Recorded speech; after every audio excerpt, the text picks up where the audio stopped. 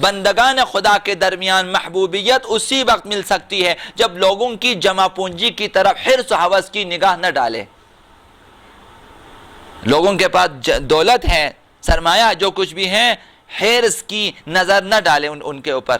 جب لوگوں کی جمع پونجی کی طرف حرص و ہوس کی نگاہ نہیں ڈالے گا، کسی کے سامنے دست سوال دراز نہیں کرے گا، ہاتھ نہیں پھیلائے گا، تو پھر وہ انسان کی محبوبیت کے لیے مہم ترین چیز ہے. بندگان خدا میں وہ محبوب ہو سکتا ہے.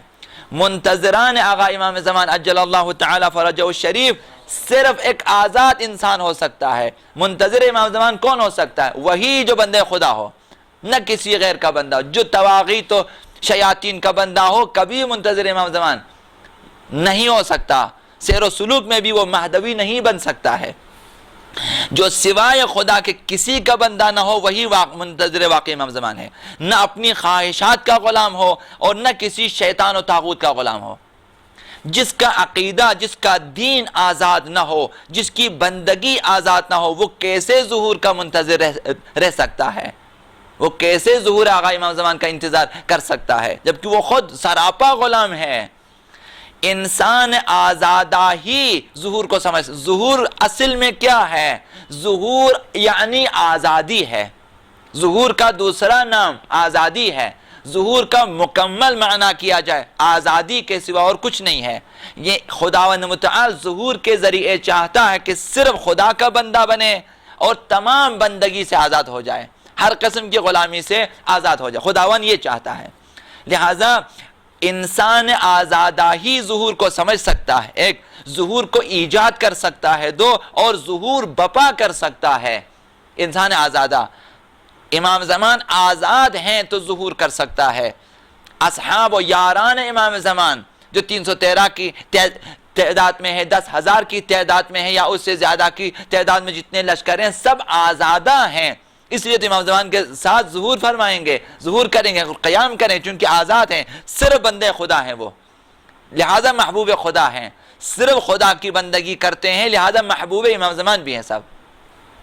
ظہور یعنی آزادی، تمام غیر اللہ کی بندگی سے آزادی، تمام غلامی سے آزادی. ظہور یعنی تمام خواہشات و تمایلات شہوانی و حیوانی سے آزادی. ظہور میں انسان انہی چیزوں سے آزاد ہو جاتا ہے. حرص و ہوس سے آزاد ہو جاتا ہے، شہوت و شکم کی غلامی سے آزاد ہو جاتا ہے. ظہور میں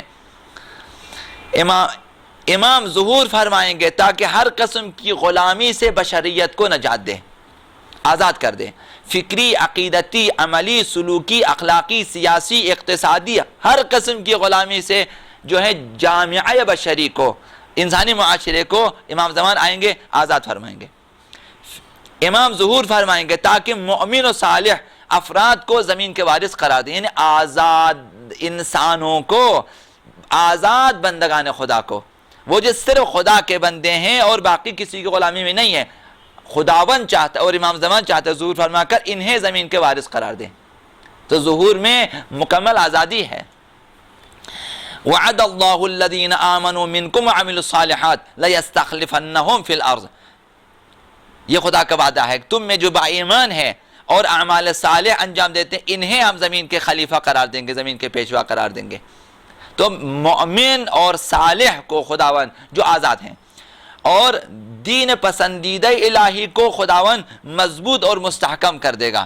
امام زمان ظہور فرمائیں گے دین کو مضبوط کرنے کے لیے وَلَيُمَكِّنَنَّ لَهُمْ دِينَهُمُ الَّذِي ارْتَضَىٰ لَهُمْ. جس دین کو پسند کیا ہے خدا نے اسے مضبوط کرنا چاہتے ہیں. یہ دین کی آزادی اور کل ہستی کو سراسر گہوارہ امن بنا دے. امام زمان کا ظہور اس مقصد کے لیے ہے. وَلَيُبَدِّلَنَّهُمْ مِنْ بَعْدِ خَوْفِهِمْ أَمْنًا. تمام تر اس وقت جو خوف و ہراس سے دنیا بری ہوئی ہے امن میں بدل دے. امام زمان آئیں گے تو ظہور یعنی آزادی، خوف و ہراس سے آزادی. لہذا پس آئیں کہ جو ہیں ظہور کے لیے قدم بڑھانے والوں کے ہم قدم ہو جائیں. اور خداوند چاہتا ہے کہ ظہور کا جو آخری ہدف یہ ہے کہ صرف اور صرف زمین پہ اللہ کی عبادت ہو اور کسی کی عبادت نہ ہو، کسی کی بندگی نہ ہو. وَيَعْبُدُونَنِي وَلَا يُشْرِكُونَ بِي شَيْئًا.